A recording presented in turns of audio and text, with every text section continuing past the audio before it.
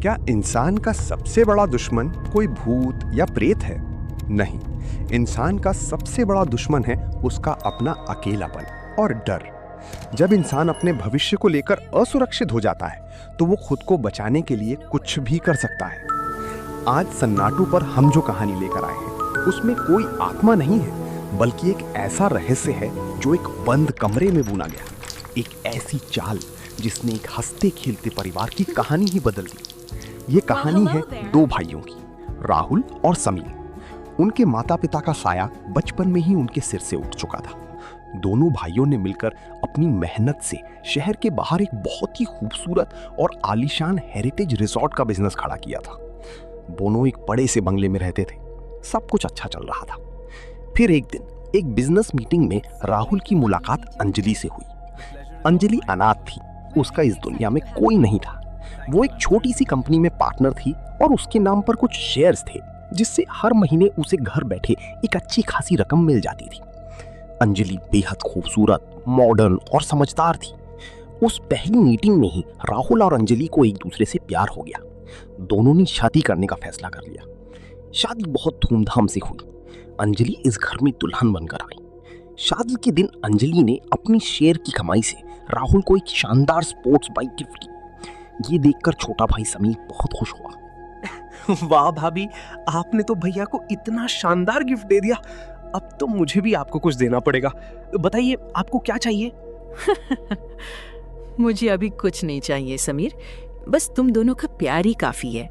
ठीक है भाभी, लेकिन मेरी तरफ से ये वादा रहा, इस जिंदगी में आपको जब भी जो भी रिटर्न गिफ्ट चाहिए हो, बस बेझिझक अपने इस देवर से मांग लेना, मैं आपको जरूर दूंगा। शादी को 4 दिन बीत चुके थे। सुबह का समय था। अंजलि किचन में काम कर रही थी और समीर भी उसकी मदद करवा रहा था। समीर, अब तो भैया की शादी हो गई, अब तुम्हारी बारी है। सच सच बताना, तुम्हें कैसी पत्नी चाहिए? मुझे तो बस बिल्कुल आपके जैसी पत्नी चाहिए भाभी, जो घर को अच्छे से संभाले, सबका ख्याल रखे और इतनी अच्छी हो, बस आपके जैसी मिल जाए मेरी तो जिंदगी सेट हो जाएगी। अच्छा जी, चलो तुम्हारे लिए भी कोई अच्छी सी लड़की ढूंढते हैं। समय खुशी खुशी बीतने लगा। कुछ समय बाद अंजलि ने एक प्यारे से बेटे को जन्म दिया। पूरा घर खुशियों से भर गया, लेकिन तकदीर को शायद कुछ और ही मंजूर था।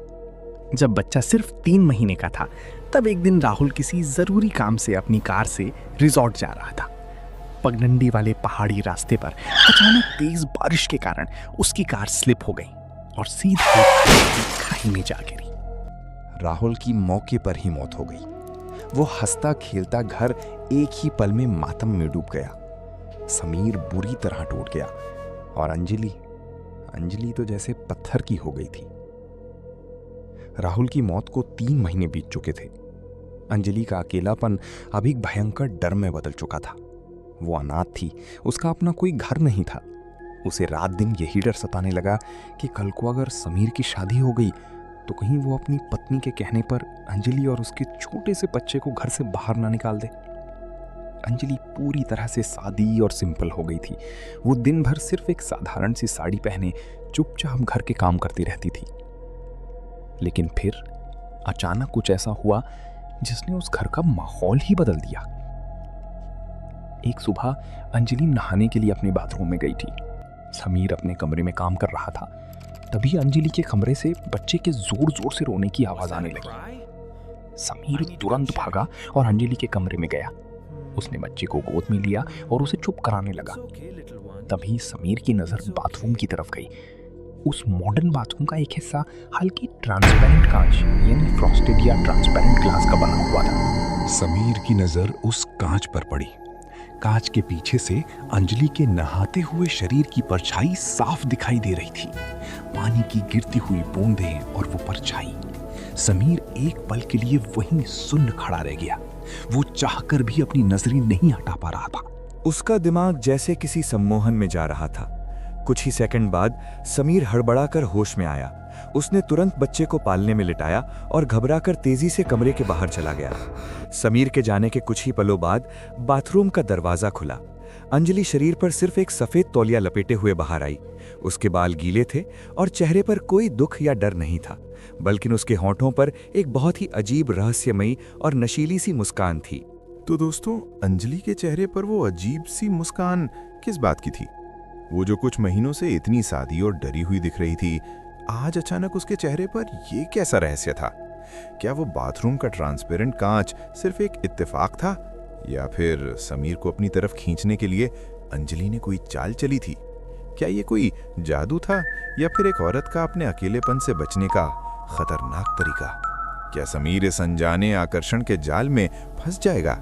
जानने के लिए तैयार रहिए इस कहानी के पार्ट 2 के लिए। अगर आपको ये कहानी पसंद आ रही है तो अभी सन्नाटो को सब्सक्राइब करें और कमेंट में बताएं कि आपको क्या लगता है, अंजलि के दिमाग में क्या चल रहा है।